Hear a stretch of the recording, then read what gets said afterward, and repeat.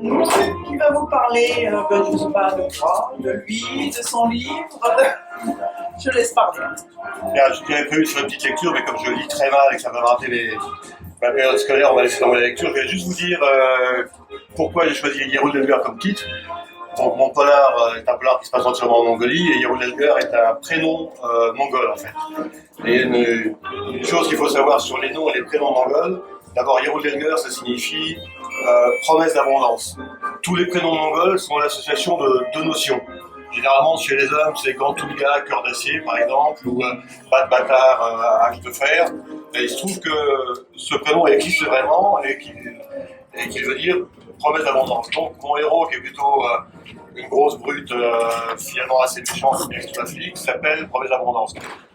Pourquoi est-ce que j'ai gardé le prénom? Parce qu'il faut savoir que en Mongolie, ils ont eu 3 générations d'un système soviétique qui a interdit les noms de famille. C'est-à-dire que pendant 3 générations, les Mongols n'ont pas eu de nom de famille, sous prétexte que les noms de famille étaient claniques, donc c'était une surveillance médiévale.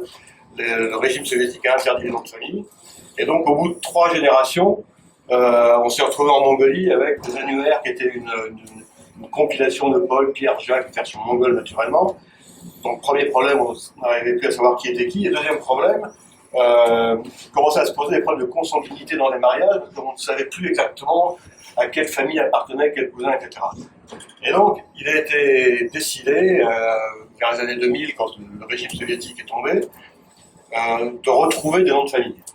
Alors, comment faire pour un pays qui n'a plus de noms de famille, comment faire pour les retrouver?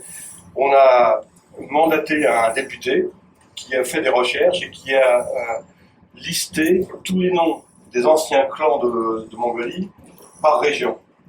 Et une fois que j'ai fini ce boulot pendant à peu près un an, des listes de noms de famille disponibles ont été mises à disposition des citoyens mongols pour choisir un nom.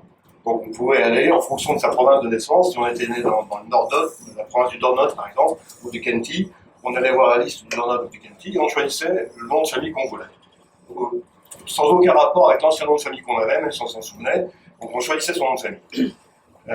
Bien entendu, comme les noms de famille étaient claniques, c'était des noms de famille descriptifs. Donc il y avait un certain nombre de noms de famille qui étaient plutôt sympas. La famille des 1000 chevaux, la famille de la steppe à l'herbe bleue, etc. Moi, au dépôt, il y avait quelques noms de famille qui n'étaient pas terriblement sympathiques.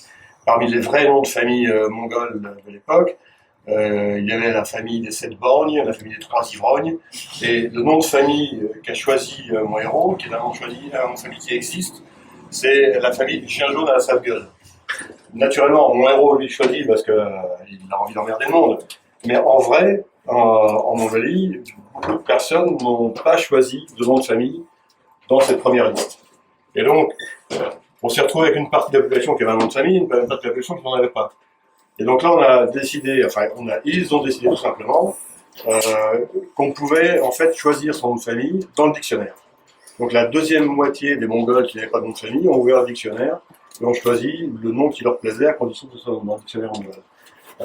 Et ce qui a permis, par exemple, au seul cosmonaute mongol qui a voyagé dans un Soyouz, d'en revenir et décider que désormais il s'appellerait Cosmos. Donc sa famille s'appelle Cosmos. Donc voilà, ça c'était pour l'aller, et comme c'est un peu court, il faut que je trouve autre chose pour le retour. Parce que je n'avais pas prévu, parce que j'ai parlé un peu trop vite. Il y a des nouveaux qui arrivent. Ah d'accord. Merci.